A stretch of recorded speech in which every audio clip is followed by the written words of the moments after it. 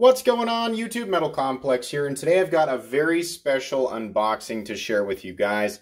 Obviously, it is a Spyderco, and I'll also let you know I've already been in this box, but I wanted to kind of share the story with you before I showed it. So, for those of you who don't know, every year for our anniversary, my wife gets me a knife. And the rules is that basically she's only allowed to use the information she's gathered from me rambling on all the time about knives. She is not a knife person. She appreciates knives on a very minimal level. Basically, when I get a new knife, I'm like, what do you think of this? And she's either like, it's nice, or wow, I hate it, it's ugly. You know, that's basically the extent of it. But she has heard me talk so much, and she's good at retaining information even when she's not interested in the topic. She's so good at that she's actually, her first two picks were really good picks. The very first knife she bought me was the Lion Steel TRE in titanium, an M390. And the second knife she got me was the Microtech SOCOM Elite right away, you know, right after they had been announced for the first time in like 6 years, the 2018 model. Two awesome picks. And this year she has continued that trend, getting me yet another amazing knife. So basically how this came about, and it's kind of funny, that's why I wanted to share it with you guys. I was basically wishing and thinking out loud, and I said, I really want this steel, but everything that I'm aware of in this steel right now is in FRN, and I don't like FRN. So my wife kind of took note of that. You know, I had said, like, you know, if they made this in G10, it would be really, really cool. And the reason that she was able to find this knife and I wasn't, or had glossed over it, is because this particular knife is obviously a Spyderco, is offered in the same color of G10, but in a different steel. Now, up until this point, I was under the impression that certain colors of Spyderco knives were exclusive to certain steels, or vice versa, whether they are production variants or sprint variants. For example, the Jade runs are always in M4 and always offered by Blade HQ. The standard versions of a lot of these flagship models, like the PM2, and by the way, we've got the whole Spyderco family here, all the Spydercos that I own, the Manix, and you know, they're always offered in black G10 and S30V, and then there's like the purple S1T variants. So this version of this knife had actually popped up in front of me, but I confused it for something else and had assumed that the actual version in the steel that I wanted was only available in FRN. So I just, you know, glossed over it. It's also a model that I had, if you remember back when once I unveil it, it'll make sense, but I had reviewed it, or different variants of it. I had said, I want this model, I'm just kind of waiting for the perfect version to be available. Little did I know it was available, and I just didn't realize it. So anyways, we're 3.5 minutes in here. Let's go ahead and unveil this knife. This is the Spyderco Para 3 in Maximate. I have been wanting to get my hands on some Maximate for a while now because of how crazy it is. I mean, this steel is being hailed by many as the king of production edge retention right now, or edge retentive numbers that are a result of cut tests in the community. Now that's all, you know, I'm pretty sure a lot of that, its capabilities are still up for debate, and I'm kind of chatting with Super Steel Steve about it, just so I understand it. It is achieving insane Rockwell hardness numbers. I believe it's optimally heat-treated between 67 and 69 Rockwell. That is crazy. That is so hard.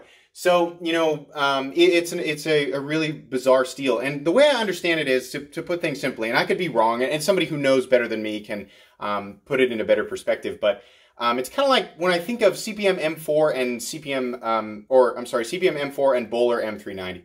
M390 is excellent edge retention, excellent corrosion resistance, subpar toughness. CPM M4 is nearly equal edge retention, really, really good toughness, probably about the same level of toughness that M390 has in corrosion resistance, I guess. I mean, you know, balance that out in your head the way that you will.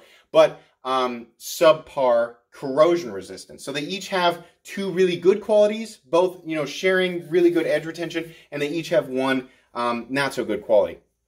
And I mean, there's other things. Obviously, there's more that goes into it than that. Maximit kind of has the same relationship with CPM S110V. Unbelievable edge retention, possibly higher edge retention than S110V. And then where S110V is stainless still, Maximit is not. It's actually very not stainless. And S110V, however, does not have good toughness. It's actually not tough at all. Maximit actually does have pretty good toughness and edge stability. The way that I understand it, at least in terms of, you know, its relationship with S110V. So the way I understand it is Maximit is to S110V as CPM M4 is to M390. I'm sure there is a much more in-depth way to explain that. That's just my viewpoint of it, and that makes it interesting to me because this steel is a fairly new kid on the block.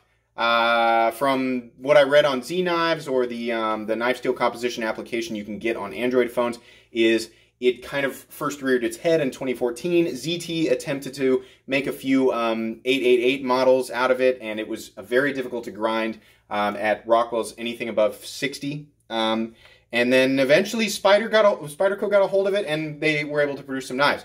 Now, that's where this kind of leads into why I missed this one or didn't realize that it was a thing, is because I assumed that all the Maximit models that were available, save that run of the PM2 that's always out of stock, were in FRN. Like the Manix, I knew there was a Manix and I knew that there was a Native 5.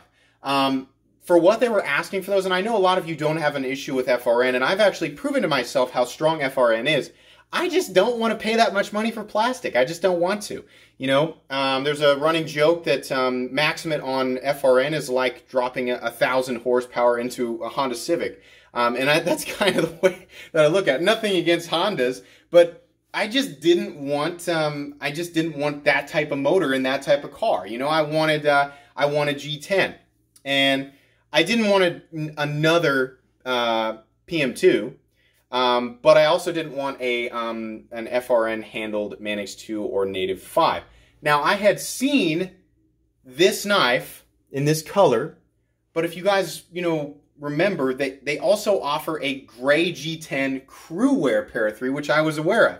So this was in my face. This was popping up on Instagram and Google, but I never looked closely enough to see the little mark on the tang, or on the blade right here, on all the pictures I was looking at.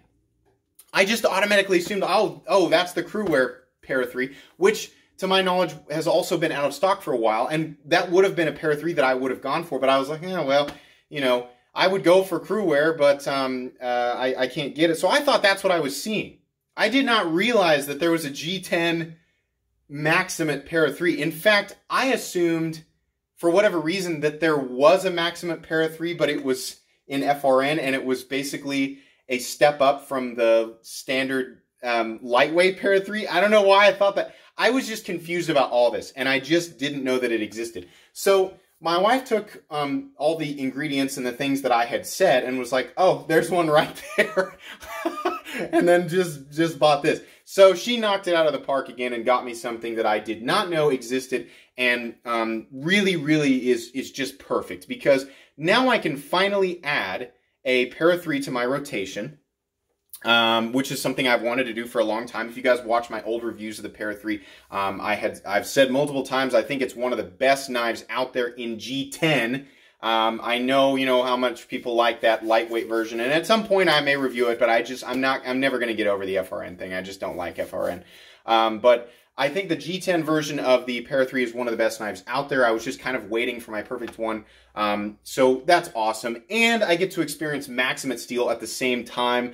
So we're going to, you know, I'm definitely going to carry and use this. So hopefully it forms a nice patina. Maximit is notorious for forming a patina pretty quickly. So that'll be really fun, and then I'll be able to give my impressions on Maximate as a user steel, not in an environment that's really going to test it. You know, you guys know I work in an office. I don't do crazy stuff with my knives. You know, this is my most used Spyderco, and the S30V edge that has never been sharpened on this knife is still holding up pretty well on the Manix.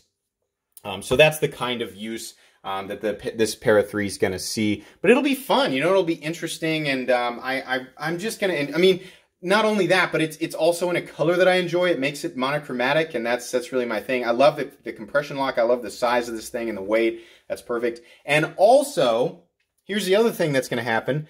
This little guy, which this poor Delica does not get carried or used at all. It's basically just a knife that I use as a size comparison.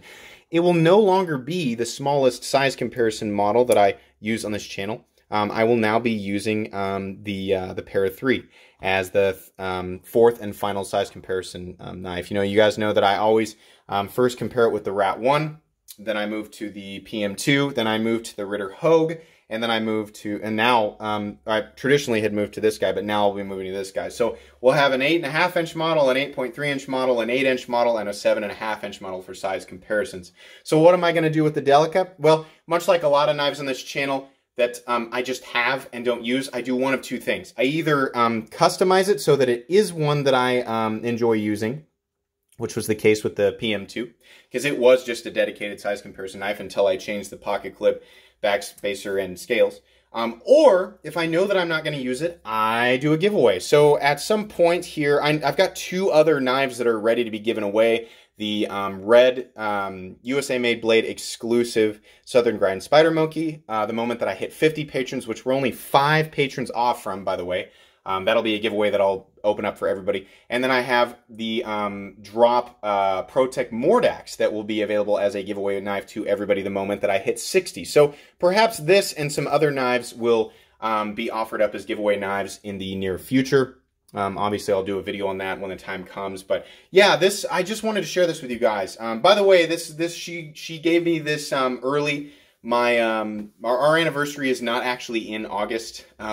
But she just was excited about it, and I was excited about it. So I'm beside myself. This is awesome. You know, the Lion Steel gets carried for special occasions, given that it's a smaller knife, and you know, formal event stuff. It's just kind of my you know, if I'm at a wedding or cocktail party, or if I'm, you know, going to church or something, that's the knife that I carry. And then the Microtech SOCOM Elite doesn't get carried as much as some of these other ones just because it's so big. But I still like it and I carry it sometimes.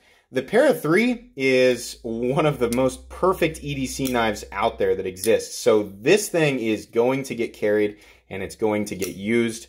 And I'm just, I'm really excited. This thing just really nails it for me, and I'm just pumped about it. So thank you again to my wife, who does not like being in videos, so she's not actually going to be here to say anything. I'm really happy with that. So that's going to be pretty much it. The knife will get a full review or a full dedicated video after some amount of time. But for now, I just wanted to share it with you guys. But you'll be seeing it in pretty much every review as a size comparison. So anyways, that's going to be pretty much it for today's video. If you enjoyed this video or at least found it entertaining, please leave a like. If you'd like to check out my other content, I do, of course, have lots of videos of knives that are either expensive or inexpensive that I do or don't like, so check those out. And if you enjoy all my content, then please subscribe to my channel, because there's definitely more coming. Thanks again for watching, and have a great day.